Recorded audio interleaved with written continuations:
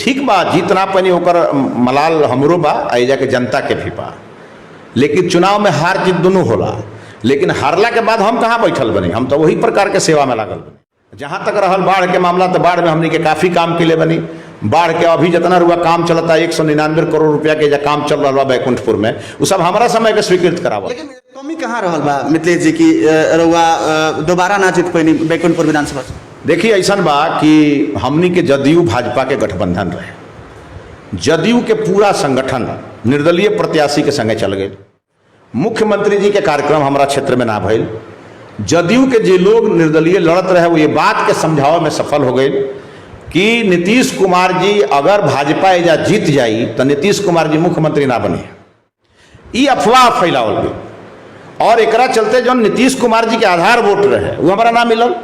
आ कुछ लोग जातीय गाड़ी पर चढ़ करके जे बात से जाके एक्सीडेंट कर दहल। और वह अगर जोड़ब ठीक से निर्दलीय प्रत्याशी के वोट हमार वोट तो 1 लाख वोट बा। आरजेडी के जो विधायक जीतल बड़न उनकर वोट बा 67,000। तो हम कोनो चीज छोड़ले नहीं कि विधायक नहीं कि तो एक चलते हमार कोनो काम रुक जाए के बा, हम असेंबली में ना जाए, बाकी सब कमवा करबे जा बैठ के। आरोप तो कोई केहू पर लगा सकेला, लेकिन हम भी जाने के चाहते नहीं कि जब मिथिलेश तिवारी के हिसाब से चली तो जब सरकार उजा खाना देते रहे तो दोबारा उजा खाना देवे के परमिशन मिलत का?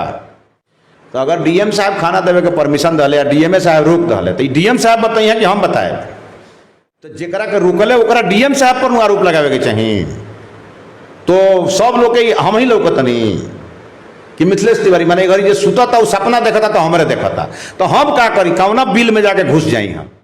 लेकिन हमारी आरोप जन आरोप बा एकरा के हम बड़ा गंभीरता से ले लेते, सारा चीज तने ठीक हो जाने देंगे। गोपालगंज जिला पदाधिकारी जी को भी हमने कहा है कि सरकारी जो भी आप निर्णय ले रहे हैं उसमें हमारा नाम कहाँ से आ जा रहा है। लेकिन प्रेम शंकर यादव जी जे जाके माननीय विधायक बने, उनका बड़ा हम सम्मान पूर्वक दृष्टिकोण से बोला, घड़ी तनी हमारा बारे में बड़ा बोलत रहे, कहत रहे जो उनका के घर से ना निकले थे। तो मिथिलेश तिवारी गाजर मूली ना हो, हम ऐसा ऐसा लोग के नोटिसो ना ले, हम नोटिस ले तेजस्वी यादव के ऊपर में, नीचे नोटिसो ना ले। तो हम जहाँ बानी वो जब बड़ा हमारा के घमंडी कहीं कहता है जो निगेटिव हो गया है तो ब्रेन गड़बड़ा गया है। अरे लीवर तू अपन जांच कराओ ना, जो तहार लीवर के का स्थिति बा, हमार सब ठीक बा, ठीक रही। नमस्कार, हम बनी अमरजीत कुमार गिरी, रउआ देखतानी भोजपुरिया झकोरा। अभी हम बानी बैकुंठपुर विधानसभा क्षेत्र में पूर्व विधायक सह भाजपा के प्रदेश उपाध्यक्ष मिथिलेश तिवारी के आवास पर हम बानी, तमाम बातचीत हुई। मिथिलेश जी, पहिल का सवाल बा, का चलता क्षेत्र में कोरोना महामारी में? देखिए, कोरोना महामारी में जो दूसरी लहर थी वो बहुत खतरनाक थी और पूरा देश इससे परेशान था। स्वाभाविक है कि हमारा क्षेत्र भी परेशान था, लेकिन आज लगभग अब रिलैक्स स्थिति में लोग आ गए हैं और उसके पीछे सबसे बड़ा कारण है कि लोगों ने इस बात की गंभीरता को समझा है। लॉकडाउन होने का भी बड़ा फायदा मिला है और बीच के कालखंड में जो परेशानी लोगों की हुई है उससे लोगों को इसका सीरियसनेस का भी पता चला है। तो आज पहले वाली स्थिति नहीं है, अब बहुत नॉर्मल हुआ है, लेकिन अभी भी लोगों के मन में ये है कि हम मास्क पहने, दूरी से 2 गज की दूरी रखें, हम इस कोरोना के चेन को तोड़ने में मतलब हम सहयोगी बने। तो इन सब चीज़ों की जागरूकता की अभी भी ज़रूरत है। बिल्कुल मिथिलेश जी, हम चाहें रहुआ भोजपुरी में बोली, क्या कि भोजपुरिया चैनल बा तो हम भोजपुरी में चाहें बोले के। राहुल जौन योगदान बा, रहुआ अपन काम करतनी कि बाहर से कहीं से लेके आयल बनी, ऑक्सीमीटर, ऑक्सीजन नापे वाला मीटर हो गई, बुखार चेक करे वाला मीटर हो गई, मास्क देतानी, सैनिटाइजर देतानी, ग्लव्स देतानी, तमाम तरह के आसपास के ग्रामीण चिकित्सक लोग के। तो मन में कब ख्याल आइल, कैसे ख्याल आइल कि ये भी काम करे के चाहिए? काहे कि उहे लोग बड़ा जान बा, गाँव के जो झोला छाप डॉक्टर हमने के कहल जाला आसपास में, उहे लोग भी जान बा। तो मन में कब ख्याल आइल, कैसे आई? देखिए गिरी जी, हम पिछला महीना के 16 तारीख के हम खुद संक्रमित हो गए। उसके बाद जब पटना में हमारी इलाज चलत रहे तो वो बीच में हमारा क्षेत्र के लोग के फोन जाओ, ये सीरियस होके वो गोपालगंज, सिवान, छपरा, पटना जाओ तो जितना निजी नर्सिंग होम रहे ऊपर डॉक्टर लोग अपन बंद कर दिले रहे, वो लोग डरा के बंद के रहे। लोग हमारा के फ़ोन करे कि देखी ना, हो जी डॉक्टर नहीं खे, हो जी डॉक्टर नहीं खे, हो जी डॉक्टर नहीं खे। खैर वो लोग के जितना हमारा से भइल, हम वो लोग के केहू के लखनऊ, केहू के गोरखपुर, केहू के पटना, ऐसा रुपया सैकड़ों रुपया पता चल जाए कि सैकड़ों लोग के हम कहीं ना कहीं भर्ती करा के इलाज करवा।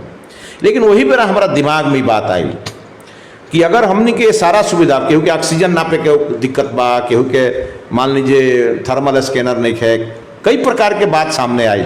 तो हम सोचने कि काहे ना हमू एगो में गिलहरी के योगदान करी।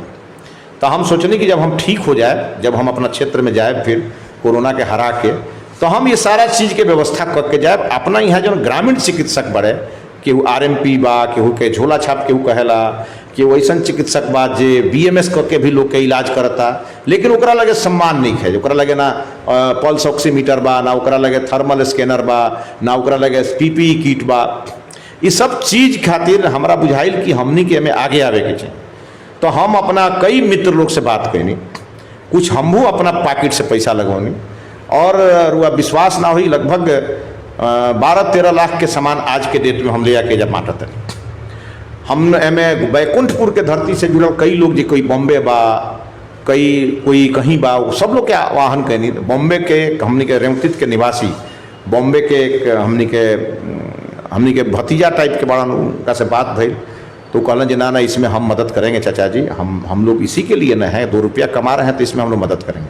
तो अब वहीं में सब जगह से बात कर करके केहू कुछ सामान भेज दिलस, केहू कुछ सामान भेज दिलस, और आज रुआ 6 गो सामान के किट बना के, और हम लगभग 300 चिकित्सक के देवे के अभियान शुरू के लिए काल से 30-30, 40-40 के लॉट में लोग के बुलावल जाता अब, और लोग के बांटल जाता थे। और अभी ले लगभग हम 150 से ज़्यादा चिकित्सक के बांट चुकल बनी। 100 किट हम DM के भी देवे वाला बनी कि हमारे क्षेत्र का, हमारा क्षेत्र के जो डॉक्टर लोग के हो जाए, उसके बाद जो बाँची तो हम जिला पदाधिकारी के दे देव कि वो एकरा के जहाँ आवश्यक समझियन, जे RMP डॉक्टर को लगौले बड़े अपना कोविड सेंटर में, ओकरा के भी दे दिए।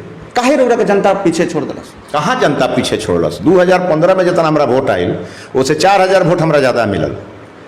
लेकिन जब जीत तना पैनी रउरा, बताओ तनी, ठीक बा, जीतना पैनी ओकर मलाल हमरो बा, आइजा के जनता के भी बा।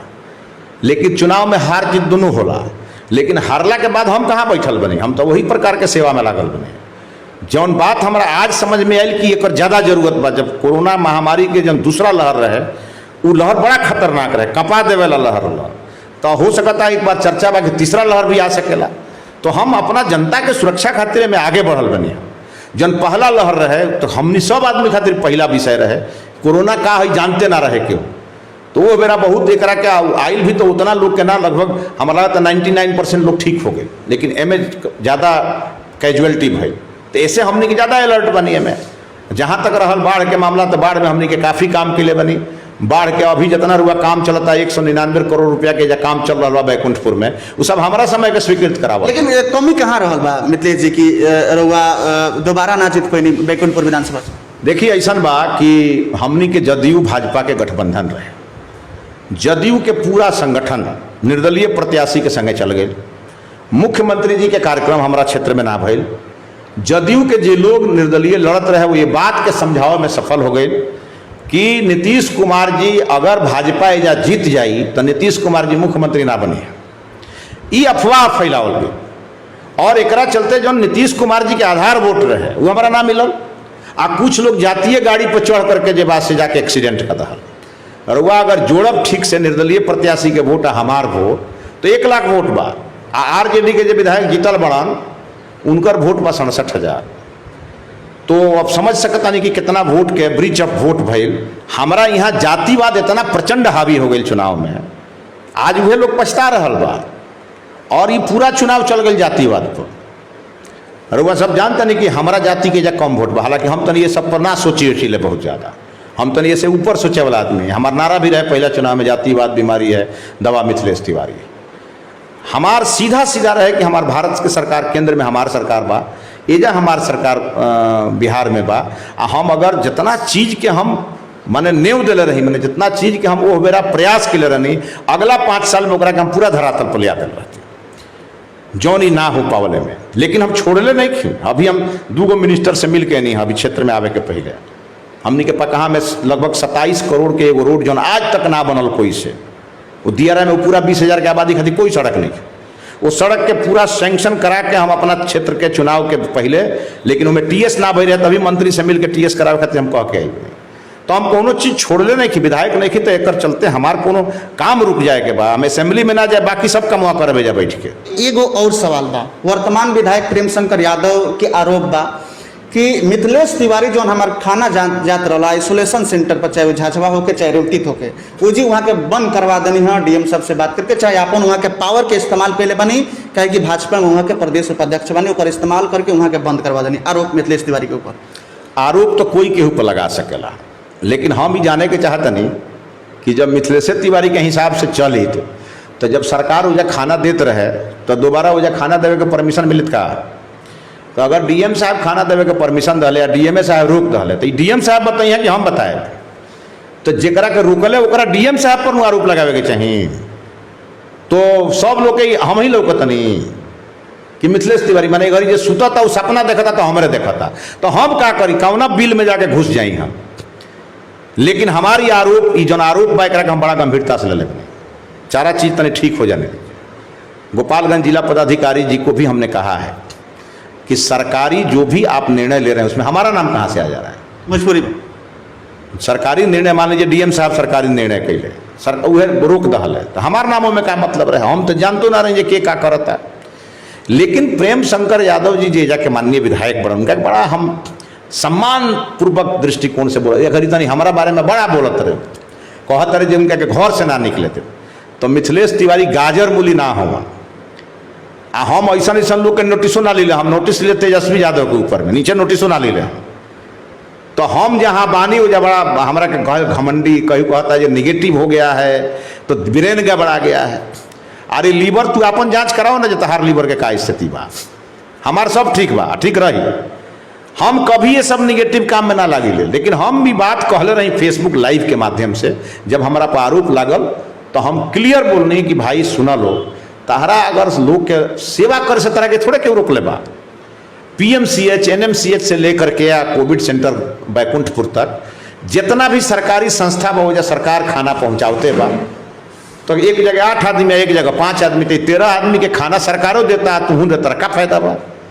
हालांकि वो निर्णय के बाद ही हमारा मालूम है, जब हम पता करे लगनी कितना लोग खातर लगा रहे। डीएम मना कर दिले तो डीएम ने जवाब दिए का है मना, उनका के फोन कैल, तो मामला ही रहे कि जहिया मुख्यमंत्री के भीसी रहे, सारा मुख्यमंत्री जी बिहार भर के जितना भी कम्युनिटी किचन के मुख्यमंत्री जी दर्शन करत रही, ओह दिन ही निर्णय भइल। डीएम साहब के कहीं से पता चलल कि भाई बात टीवी उवी में ये लोग इतना ना बयान दिले रहे कि कहे लो कि सरकार का खाना खाने लायक नहीं है, हम जो खाना खियाओ तने एकदम स्वर्ग के खाना बा। अभी बात सरकार के नॉलेज में गई हुई, सरकार के कोई अधिकारी पूछले हुई डीएम गोपालगंज से कि भाई जब पटना में अरुण सिन्हा के परमिशन ना मिलल, नितिन नवीन के परमिशन ना मिलल, पीएमसीएच में, एनएमसीएच में, आईजीआईएमएस में, कि बाहर हुआ करी व्यवस्था, कोई आपत्ति नहीं है, लेकिन कैंपस के अंदर सरकार व्यवस्था करी। तो अगर ये नियम सरकार बनौले रहे तो हो सकता वही नियम के लागू करावे खातिर डीएम साहब कहले हुई हम। अब हमारे जिला अध्यक्ष का कहाँ दूँ एगो बैठक में पूछ डाले, चूंकि वो चाहत रहे हथुआ में खाना खियावे के, तो जाके प्रशासन उनका के ना परमिशन दिलस। आ यही से प्रभारी मंत्री के मीटिंग में डीएम से जाने के चाहत रहे कि भाई एक जगह चल रहा है तो हमको भी परमिशन दीजिए। अब यही पर ही एजा के विधायक को मीटिंग से छोड़ के भाग गई, पूरा बतवो ना सुन ले। आ मीटिंग के बाद जब प्रभारी मंत्री जी अपन बात कंक्लूड कर ले तो डीएम से पूछलन कि भाई ऐसा कुछ जिला में ई कह रहे हैं कि हम खाना खिलावे के चाहते नहीं, हमारा परमिशन नहीं मिलत, आ दूसरा जगह चलता।